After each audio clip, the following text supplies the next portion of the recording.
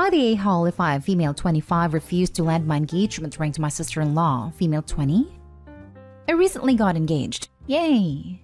The proposal was really intimate and sweet. I have always been very picky about rings. They're my absolute favorite type of jewelry, so obviously I was sure on what kind of engagement ring I wanted even before I had a boyfriend. My fiancé proposed with the exact ring that I wanted, and I was so happy he respected my wishes. This is going to be important later. My sister-in-law, female 20, is my fiancé, male 26, younger sister. She is generally used to getting whatever she wants. She swung by our house a couple days later to congratulate us, and obviously demanded to see the ring.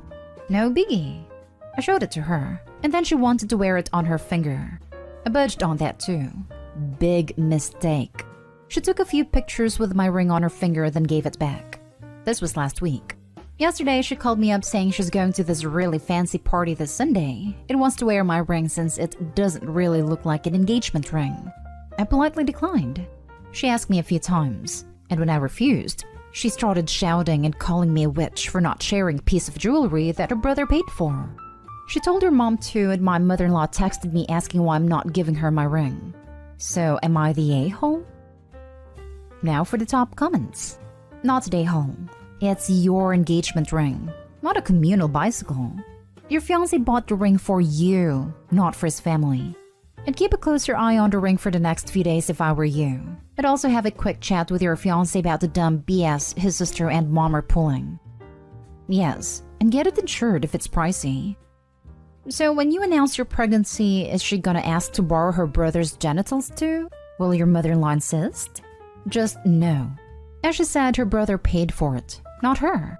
And like the first comment said, bring your hubs into it. You need to present a united no. Not the a-hole. Firstly, it's your ring, and you are not obligated to lend it to anyone. Not wanting to is enough of a reason by itself. But this is your engagement ring. They are meaningful and sentimental, regardless of whether they look like a traditional engagement ring. It's not normal to ask to borrow someone else's engagement or wedding ring at all, and it's weird that she doesn't get that. She's being an entitled brat. I find it even weirder since it's the ring from her brother to OP.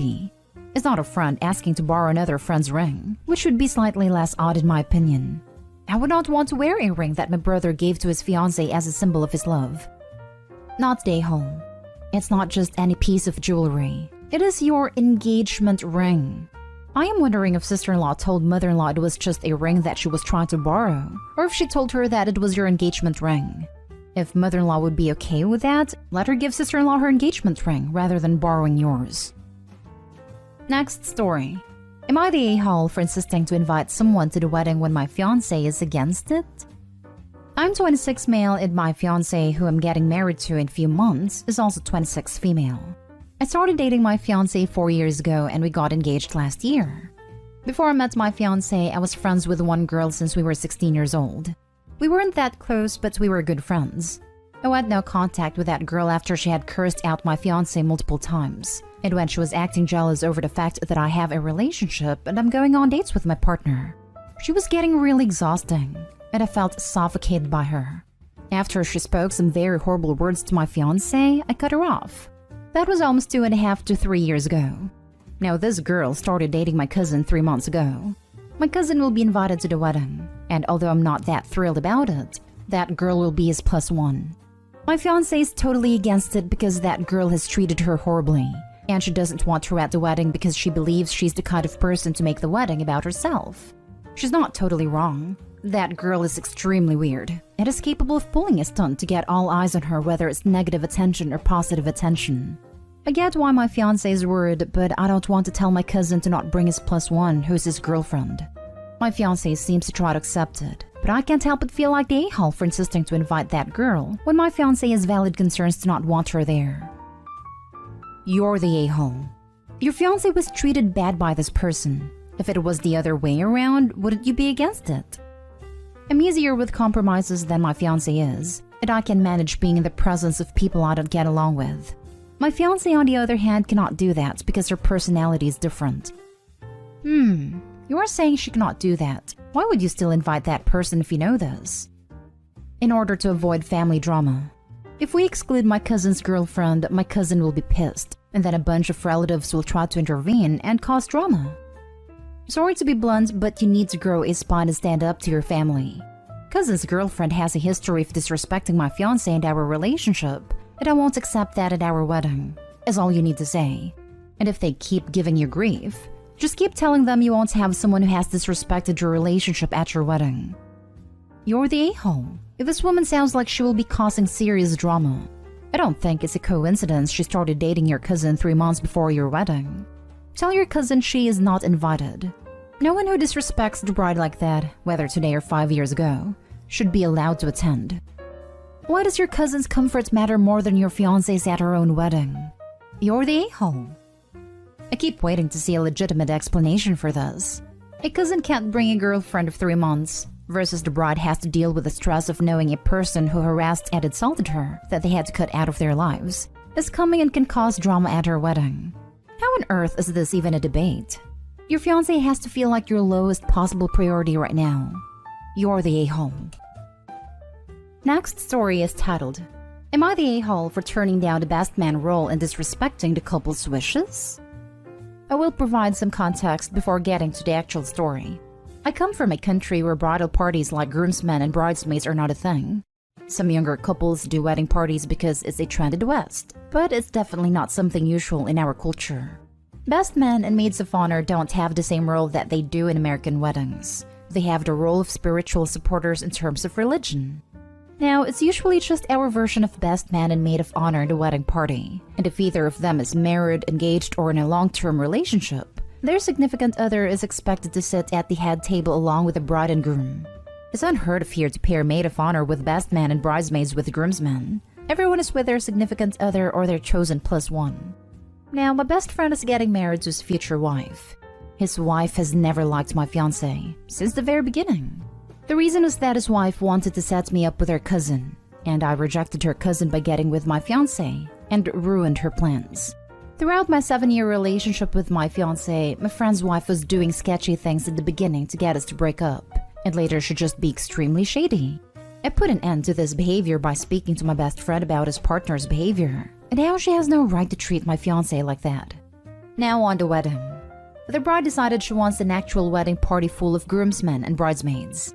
She was a very traditional person who always judged that new Western trend, so it came to our surprise how she chose to do that. Later it became clear, when she announced the wedding party will be paired with each other, and their significant others will not be their significant others for the day, and will have to play pretend with the other wedding party members. So as best man, she wanted to pair me with a maid of honor, who was none other than the cousin she wanted to set me up with. I was expected to walk with maid of honor, dance intimately with maid of honor, sit with maid of honor during dinner, while my significant other would be seated with some random guests she didn't know. Seeing through the bride's intentions, I said that they either changed the plan or I'm stepping down because I know what she's trying to do. She always hated that bridesmaid trend, and she always frowned upon it, but suddenly she wants to adopt every single part of American wedding culture out of spite for me and my fiancé's relationship. My best friend said to either take it or leave it. And then bride pulled the "it's my wedding" excuse and said that even if she wanted us to fake kiss with maid of honor, we should be expected to do it out of respect for her wedding day. I said I'm stepping down from the best man role if it means my relationship to my fiancé is disrespected like that. Our friends understand my reasoning for stepping down, but still claim I'm the a-hole because I'm obligated to respect the couple's wishes no matter what. Now for the top comments. Not the a-hole. Also, the bride is getting the Western tradition wrong. You don't pretend to be in a relationship with a maid of honor as the best man, and you certainly don't fake kiss. Frankly, even in the States, I would turn down this request, because it's completely wacky and usually disrespectful to the fact I'm in a relationship. No one should ask you to act like you're not for a night. I always found this tradition tacky because I find it disrespectful to have someone's significant other separate from them in such an event. But that's just because I grew up differently in another culture and it's not the norm here. She has the Western tradition completely wrong. The only time the best man and maid of honor are paired up is for the walk back down the aisle after the ceremony. They're not treated like a couple during the rest of the celebration. Not the a-hole. Her demand is bizarre. She says she's seen bridesmaids and groomsmen paired for the dance too, and that they have a separate wedding party table where actual significant others aren't allowed.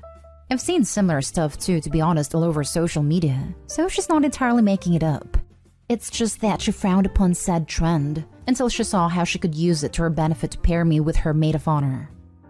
Not stay home. I'm so glad you're standing up for your fiancé. When people ask you, don't even make it about the bride. Simply say you are not comfortable performing the requested tasks, especially the things that require you are somewhat intimate with someone other than your fiancé. At first, that's what I said to my friends before telling them the actual reason, since some of them weren't aware of how my friend's wife treated my fiancé and why. At first, I said I don't feel comfortable. That led them to calling my fiancé insecure, and that she could handle not being all coupley with me for one night. After I saw them calling her names, I actually told them the exact reason I'm stepping down. And I'm feeling disrespected since they weren't aware of what was going on all these years. And my fiancé and I didn't want to be petty and expose my friend's wife before. They said that makes me more justified, but I still should not have stepped down because respecting the couple's wishes on their wedding day is more important than my relationship and whether someone will take offense. Next story.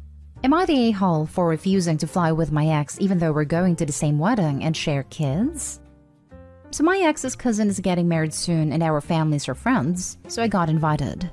The wedding is in a different country, and my ex suggested that we, me, him, and our kids, fly together, but I said no. He then told me he would be taking our kids, since it was technically his custody time the day of his flight, so I agreed and said I would see them there then, which he didn't like. He thinks I'm being stubborn and ridiculous by refusing to just all go together, and after realizing none of his attempts to convince me were working, is now angry at me. Every time we interact, he mentions it, and it always turns into an argument.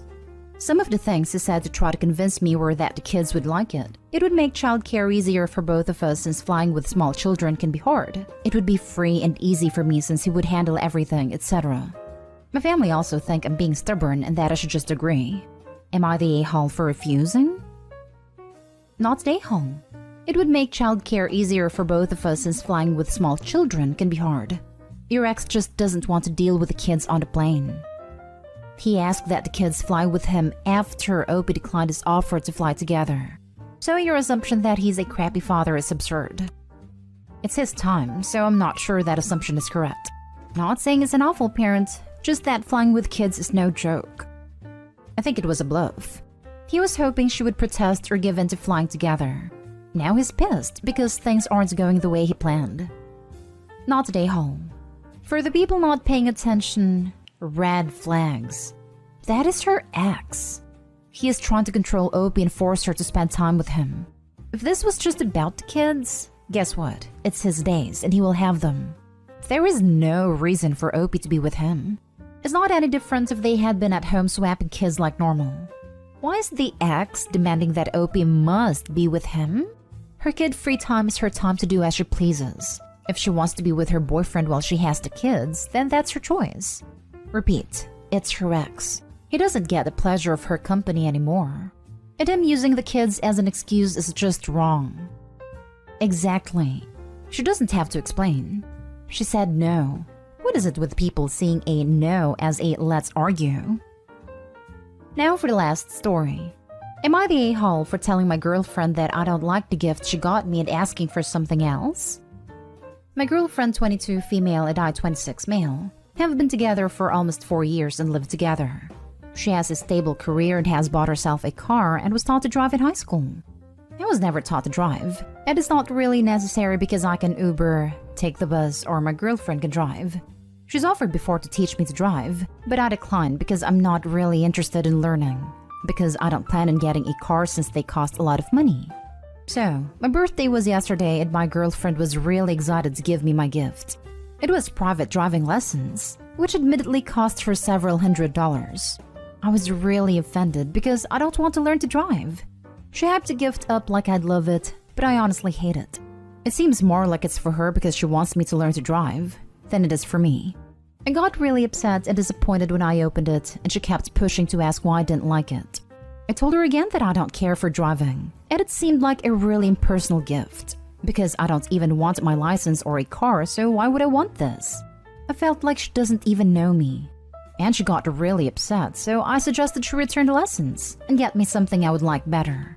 Now she's calling me Nahal and said the lessons are non-refundable and is really upset with me. I don't think I'm the a-hole because I've told her before that I don't want to drive, and I feel like she's trying to change me. So now she's being immature and won't drive me anywhere, and tells me I can Uber if I want to go somewhere, even if it's somewhere she was going to go already. Like she went thrifting into the grocery store without me. We always go together, and said if I really wanted to go that badly, I can Uber. It's not even like I ask her for rides ever. I just tag along if she's already going somewhere. I get Ubers to and from work and have a good job, so it's pointless for me to even get a car or license. When I told her that, she said that she's tired of always being the driver and likes to be the passenger sometimes. But to me it sounds like she gave me a gift that she wants. Because if she hates being the driver so much, I suggested that I could get lessons for her birthday, not mine, and that upset her even more. She said that it isn't a gift for her, and she'd be upset if I got myself driving lessons for her birthday. I told her basically, see, so you'd be upset if I got you something that you think is for me for your birthday. And she said yes. So even though I explained to her there's a double standard, she's still insisting that I'm the a-hole. Info, how much do you financially compensate your girlfriend for driving you about? I don't, because I don't ask her for rides. I just tag along if she's going somewhere. So you never get a ride anywhere that she isn't already going? What happens if she doesn't want to drive? Or if she wants to have a drink? We don't drink because she doesn't want to pay for an Uber. So we just drink at home if we do. And if she doesn't want to go somewhere, then we just don't go. But she'll usually end up needing to go places eventually, like the grocery store or whatever. You're the a-hole. Read between the lines, dude. She's tired of driving you around everywhere. It's one thing to be unable to drive. It's a whole other thing to just refuse to drive. What's going to happen if there's an emergency? But mommy, I don't want to drive. I could just mooch off other people who acquired their basic freaking skills as teenagers.